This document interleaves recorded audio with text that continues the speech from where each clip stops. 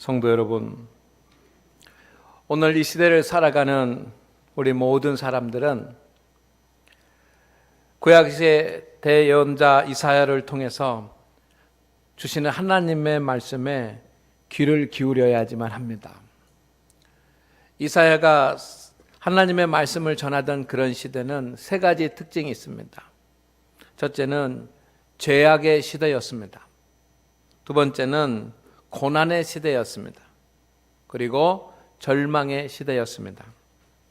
하나님 앞에 온전히 믿음 생활을 하지 못하고 우상을 섬기면서 하나님을 많이 멀리 떠나 있었던, 그러면서도 회개하지 않고 통회하지 못했던 그런 죄악의 시대이고, 그로 말미암아서 하나님의 책망과 심판을 받아서 많은 고난과 어려움을 겪었던 그런 고난의 시대입니다. 그래서 사람들이 이 미래에 대한 소망을 갖지 못하고 절망하던 그런 절망의 시대입니다. 그런데 그때나 오늘이나 비슷합니다. 성도 여러분, 오늘날도 우리가 사는 세상은 죄악의 시대입니다. 이 죄악의 시대를 살아가는 우리에게 이사야를 통해서 하나님 앞에 철저한 회개가, 그리고 하나님께서 우리에게 죄를 용서하시는 용서의 은혜가 주어질 줄로 믿습니다. 성도 여러분, 하나님은 죄에 대해서 엄격하십니다. 죄를 그냥 넘어가는 법이 없습니다. 그냥 간과하시는 법도 없습니다. 그런데 인간은, 하나님을 믿는 성도들조차도 자신의 허물과 자신의 죄에 대해서 너무 관대합니다. 그래서 회개 없이 살아갑니다. 그러나 철저한 회개가 없는 사람에게는 하나님의 은혜도 없습니다. 그래서 우리가 이사야서를 읽음으로 말미암아서, 말씀을 나눔으로 하나님 앞에 회개를 드리고 하나님 앞께서 우리를 용서하시는 큰 용서를 경험하는 그런 하나님의 은혜가 있기를 주의 이름으로 축원을 드립니다. 오늘날 세상을 살아가는 우리 모든 성도 여러분, 우리는 고난의 시대를 살고 있습니다. 정치적으로, 경제적으로, 사회적으로 피로도가 높습니다. 참으로 위로의 메시지가 필요합니다. 그러나 세상은 위로와 평안을 주지 못합니다. 우리가 이사야서를 함께 나눔으로 말미암아서 고난의 시대를 살아가는 우리 장안교회 성도들에게 하나님의 참된 위로의 메시지가 있을 것입니다. 우리는 절망의 시대를 또한 살아가고 있습니다. 이 절망의 시대를 살아가면서 사람들은 소망을 갖지 못합니다. 청년들이, 또 학생들이, 그리고 많은 중년의 성도들이 이 시대를 살아가면서 소망보다는 절망을 갖게 되는데, 이사야서를 하나님 앞에 나와서 나누고 들음으로 말미암아서 소망을 갖기 어려운 우리 모두에게 정말 요셉이 꿈꿨던 그런 소망과 같은 하나님의 큰 소망이 넘칠 줄로 믿습니다. 그렇게 되기를 소망합니다. 성도 여러분, 오늘 말씀은 하나님께서 이사야를 통해서 모든 사람들에게 주신 말씀입니다. 오늘 말씀 1절에 보면 유대와라고 되어 있는데, 이 유대는 모든 사람들을 말합니다. 오늘 이사야를 통해서 주신 말씀은 교회에게 주신 말씀입니다. 1절 말씀에 예루살렘이라고 하는 말씀이 있는데, 여러분, 이 예루살렘은 교회를 말합니다. 마리레라고 하는 말씀이 있는데, 2절 말씀에 보면 마리레라고 하는 말씀이 있습니다. 이 마릴은 종말의 때에 대한 말씀입니다. 그래서 종말의 말세의 때에 일어날 하나님의 그 일들을 모든 성도들에게, 그리고 교회에게 주시는 말씀이 이사야서입니다.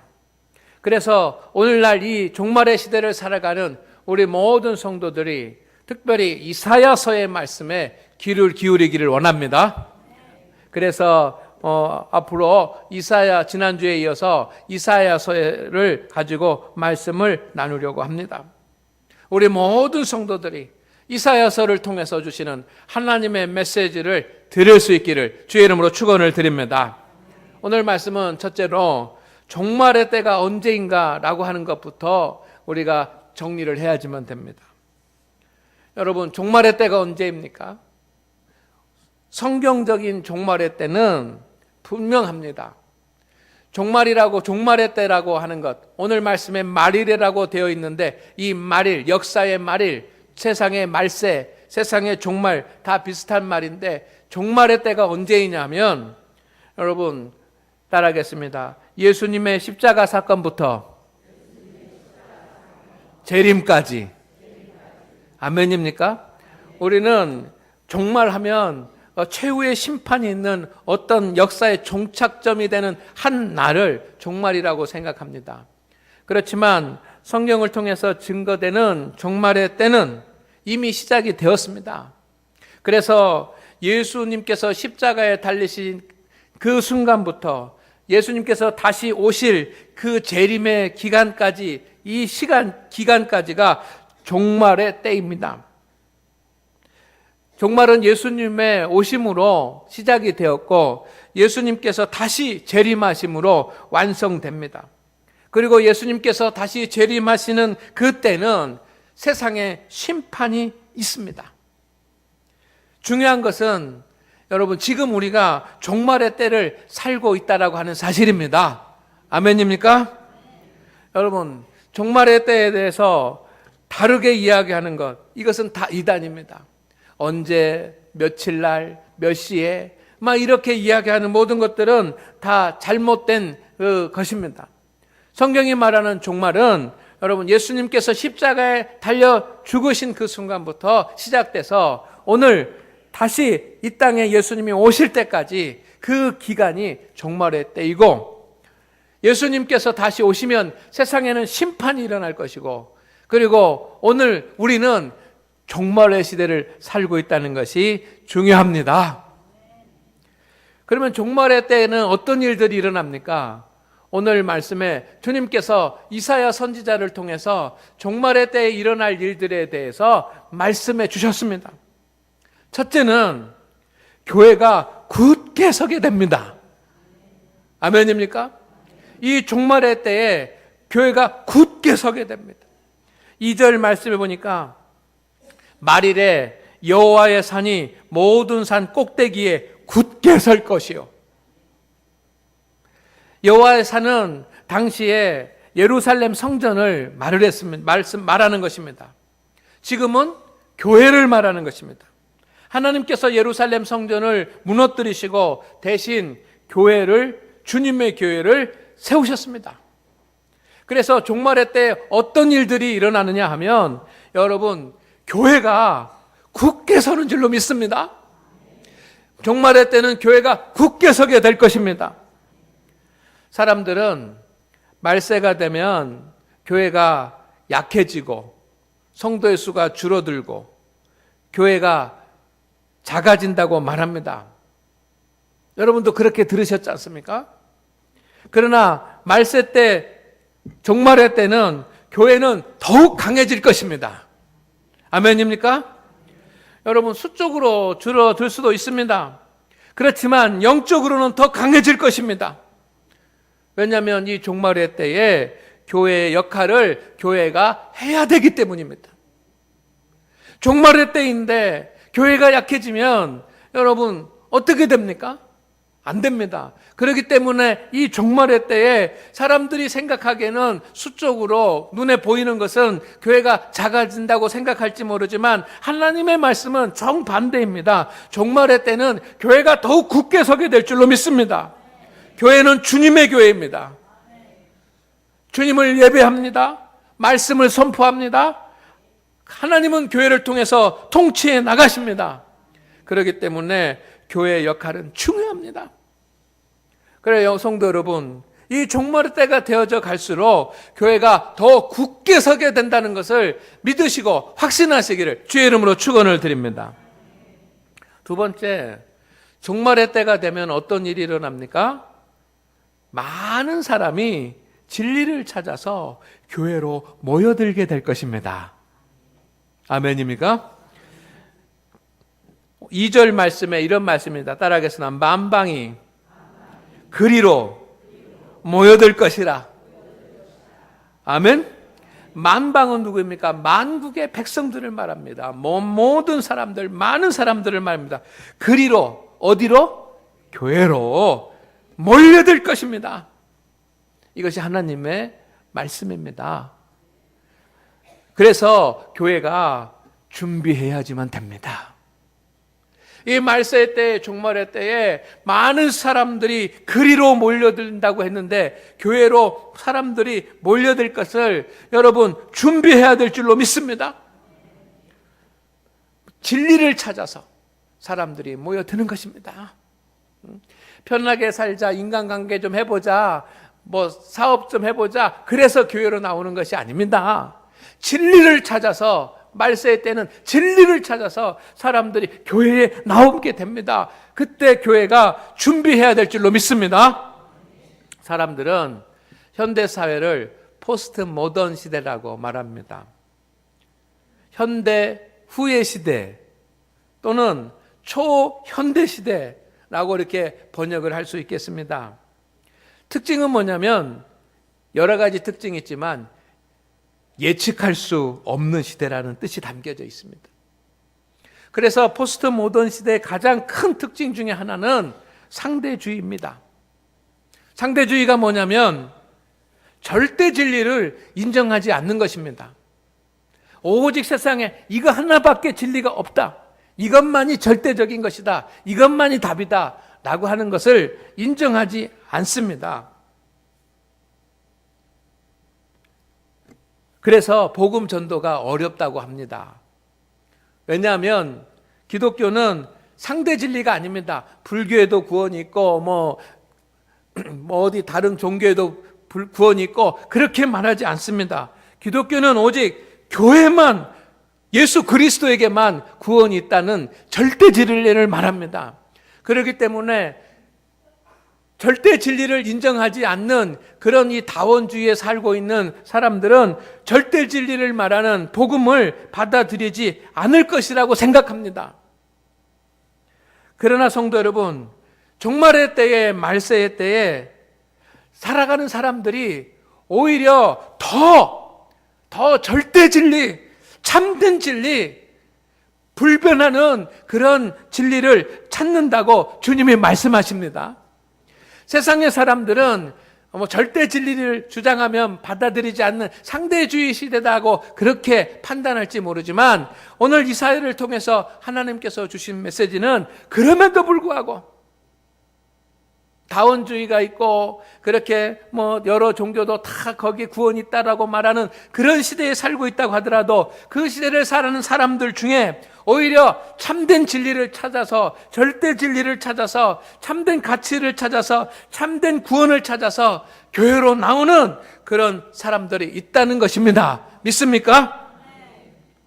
그래서 참된 진리를 찾아서 사람들이 교회로 몰려들 것이라는 그런 예언을 주님께서 하고 계십니다. 그러기 위해서는 어떻게 되겠습니까? 여러분, 사람들이 교회를 진리를 찾아서 나오는데 교회가 진리를 전하지 못해서는 안 되는 것입니다. 모든 교회들이, 그리고 성도들이 진리를 확실히 알고 정확히 전할 수 있는 그런 우리 성도들이 될 수 있기를 주의 이름으로 축원을 드립니다. 많은 사람들이 진리를 찾아서 교회로 나오게 될 것입니다. 세 번째는 뭐냐면 교회에서 하나님의 진리의 말씀, 하나님의 길이 제시되고 선포될 것입니다. 어디에서? 교회에서. 3절 말씀을 보겠습니다. 여호와의 말씀이 어디서부터 나올 것임이니라?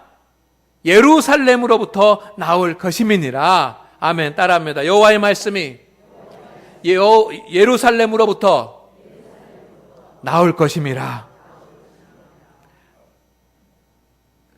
하나님의 말씀은 이 시대를 살아가는 우리에게 주시는 진리는 오직 교회를 통해서 주십니다. 세상 학교나 신학대학이나 이런 곳에서 통해서 주시는 것이 아니라 여러분 교회를 통해서 하나님께서 말씀을 주신다는 사실을 기억하시기를 바랍니다. 하나님은 한 개인에게 개인적인 말씀을 주실 수도 있습니다. 내가 집에서 하나님의 말씀을 읽어도 우리는 나에게 주신 하나님의 말씀을 깨달을 수 있습니다. 그렇지만 내 인생에 주시는 말씀, 이 세상에 주시는 하나님의 말씀, 모든 사람들에게 필요한 하나님의 말씀은 교회를 통해서 주실 줄로 믿습니다. 왜냐하면 주님이 교회의 머리이시기 때문입니다. 이것이 교회의 영적 권위입니다. 세상에 전해질 진리의 말씀이 교회를 통해서 주어집니다. 세상을 향한 하나님의 말씀이 교회로부터 나올 것입니다. 세상 사람들에게 필요한 진리의 말씀과 하나님의 뜻이 교회로부터 선포될 줄로 믿습니다. 말세에 하나님의 말씀의 역사가 교회를 통해서 강력하게 나타날 줄로 믿습니다. 이것은 에스겔 선지자가 보았던 환상과도 일치합니다. 에스겔 선지자가 환상을 보았습니다. 기도하는데 환상이 보였습니다. 어떤 환상입니까? 성전 미문에서 물이 흘러나왔습니다. 메마른 땅 다 시들어버리고 말라버려서 나무도 꽃도 풀도 잡초도 자랄 수 없는 그런 땅인데 에스겔이 환상을 보니까 성전 문에서 물이 흘러나오는 겁니다.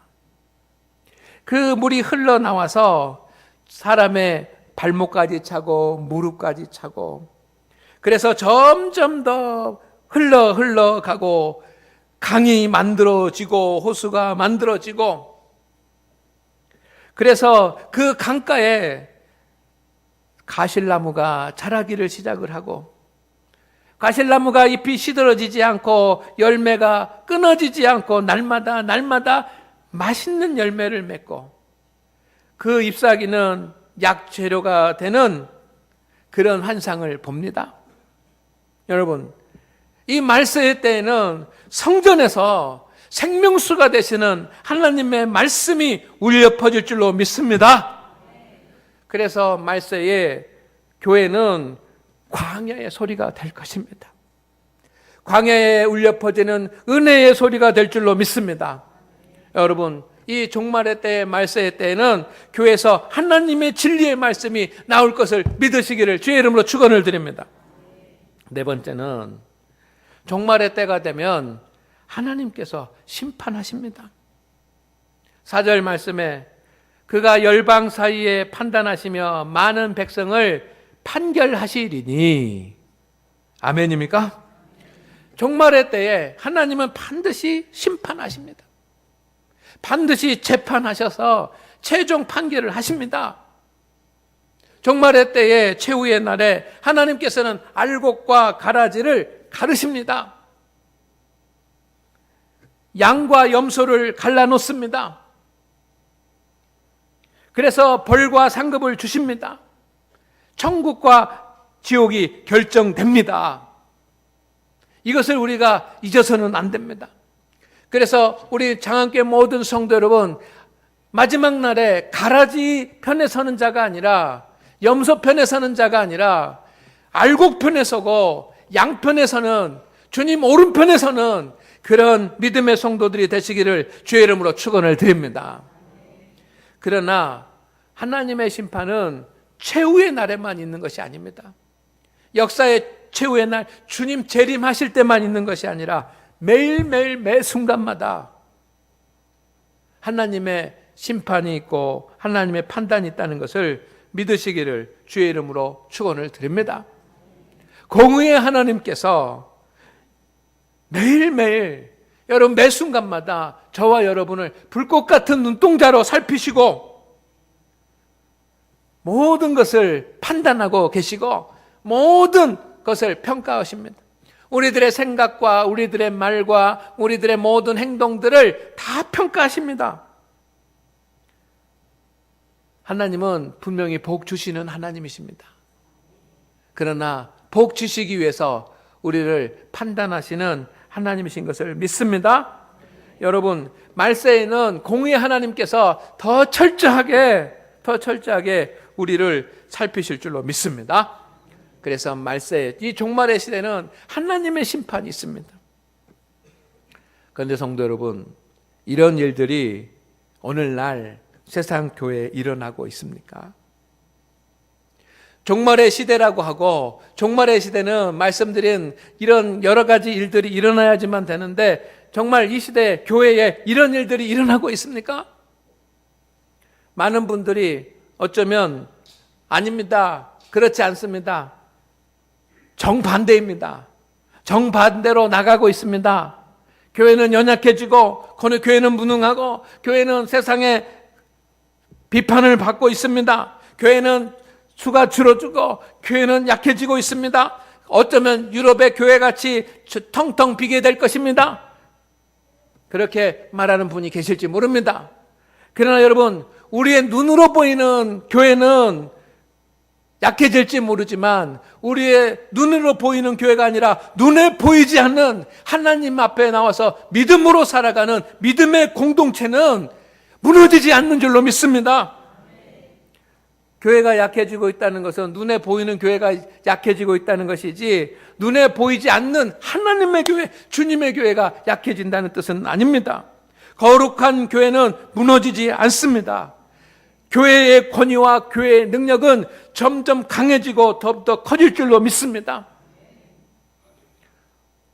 오늘 말씀은 우리가 이런 일들이 종말의 때이지만 일어나지 않습니다 라고 하는 것을 평가하려고 하는 것이 아니라, 종말의 때 이런 교회가 돼야지만 된다고 하는 잃어버린 교회의 본질에 대한 문제인 줄로 믿습니다. 여러분, 하나님의 교회는 무능하지 않습니다. 하나님의 교회는 여전히 역사의 통로가 될 줄로 믿습니다.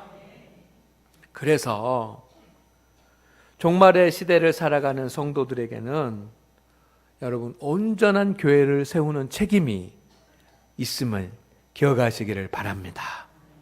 오늘 말씀에 나오는 것처럼 온전한 교회를 세우는 그런 책임이 저와 여러분 한 성도 한 성도에게 다 있습니다. 첫째는 하나님의 쓰임을 받는 견고한 교회를 세워야 될 책임이 저와 여러분에게 있습니다. 우리 모두는 하나님 앞에 복받고 하나님 앞에 은혜 받기 위해서, 하나님을 알기 위해서 구도자가 돼서 주님 앞에 나왔습니다.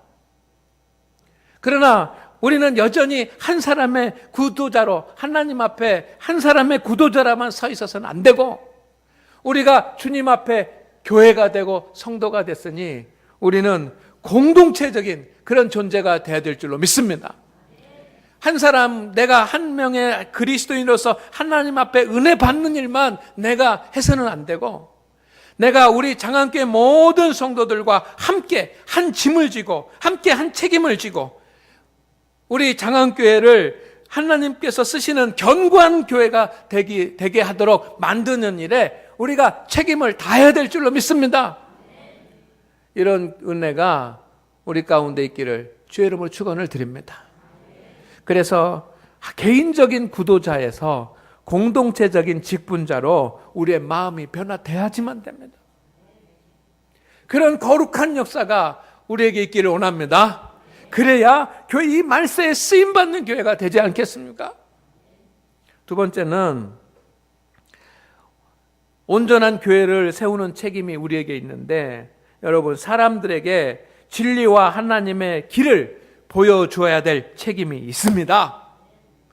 여러분이 오늘은 하나님 앞에 예배드리고 돌아가서 세상에 나가서는 여러분이 만나는 사람들에게 진리를 보여주고 하나님의 길을 보여줘야지만 되는, 믿음의 길을 보여줘야 되는 그런 책임이 있습니다.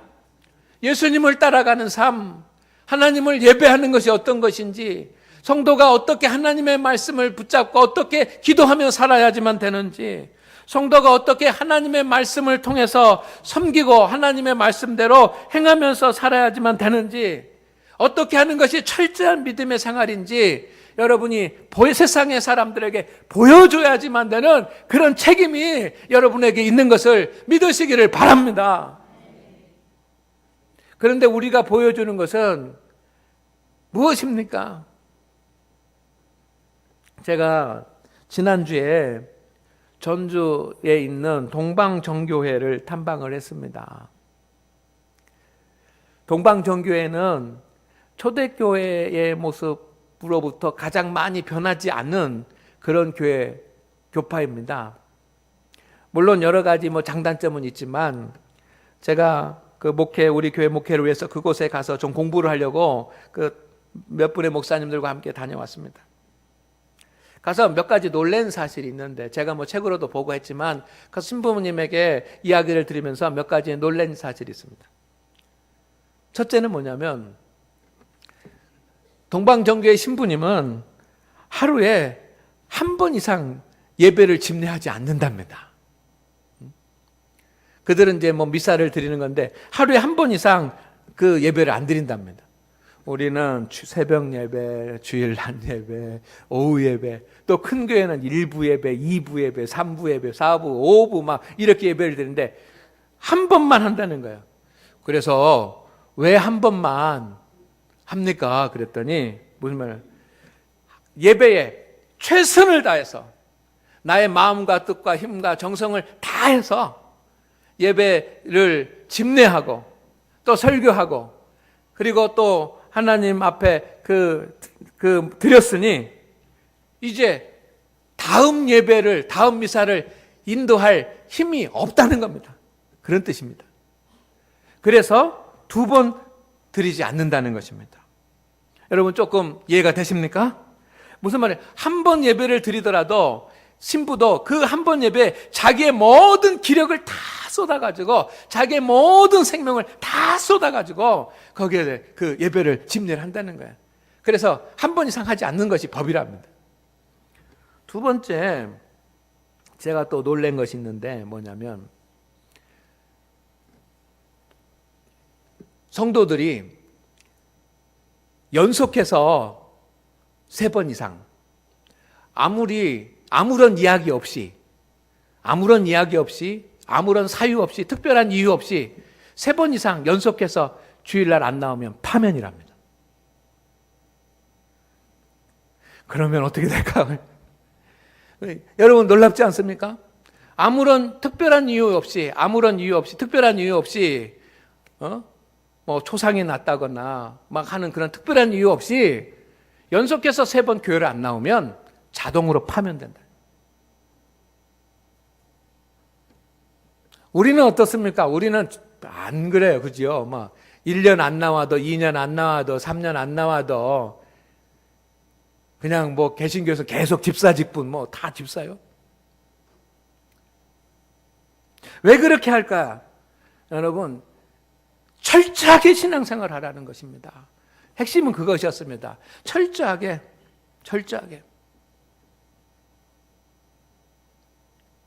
안 나오려면 말고 나오면 철저하게 믿음의 길을 가라 말이에요.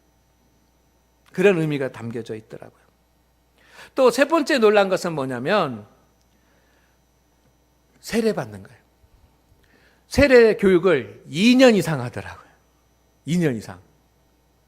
매주마다 2년 이상. 그래서 이렇게 길게 해도 되냐고 물어봤더니 세례받고 변질되면 어떻게 하냐고.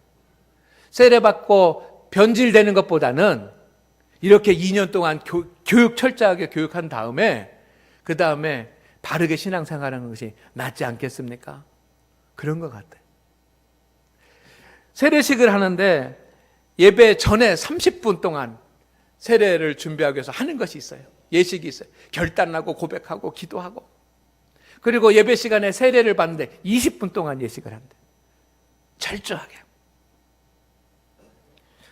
저는 제가 여러 가지 목회적인 그런 생각들, 예배와 성찬과 세례에 대한 그런 생각들을 하고 고민들을 하고 연구를 하고 있는데 그 확신을 얻었습니다. 여러분, 우리는 이제 어설프게 신앙생활하면 안 됩니다. 여러분, 철저하게 예수 그리스도의 길을, 하나님의 길을 보여주는 믿음의 사람이 되어야 될 줄로 믿습니다. 세 번째는, 그렇기 때문에 내가 먼저 하나님의 말씀을 받아야 될 책임이 있습니다. 교회에서 선포되는 하나님의 말씀을 세상에 전하려면 여러분, 주일날 주시는 하나님의 말씀을 받는 것이 절대적으로 중요한 줄로 믿습니다. 설교만 듣는 것이 아니라 주일날 들은 말씀을 월요일부터 토요일까지 아침 저녁으로 묵상하라고 하는데, 이것 안 되면 장안교회 성도의 자격이 없는 거예요. 목회의 지도를 받지 않는 것입니다. 우리 그렇게 했잖아요. 주일날 예배 때 설교 시간에 주시는 하나님의 말씀 성경 본문은 월, 화, 수, 목, 금, 토 6일 동안 아침 저녁으로 묵상하자고. 한 번 피는데 10초면 읽을 수 있어요. 10초면 읽을 수 있어요. 그래서 아침에 10초, 저녁에 10초 말씀 읽자고 그렇게 하면서 주일날 예배를 통해서 주시는 하나님의 말씀 우리가 붙잡자고 그렇게 이야기하는데, 여러분 그거 안 되면 장안교회 교인 자격이 없습니다. 목회적인 지도를 받지 않는 것 아닙니까? 중요한 것은 주일날 주신 하나님의 말씀을 내가 먼저 받아야지만 내가 전할 수 있는 줄로 믿습니다. 여러분, 마지막으로 여러분부터 하나님의 심판을 준비하며 살아가야 될 책임이 있는 것을 기억하시기를 바랍니다. 여러분은 알곡입니까? 죽적입니까? 우리는 양입니까? 염소입니까?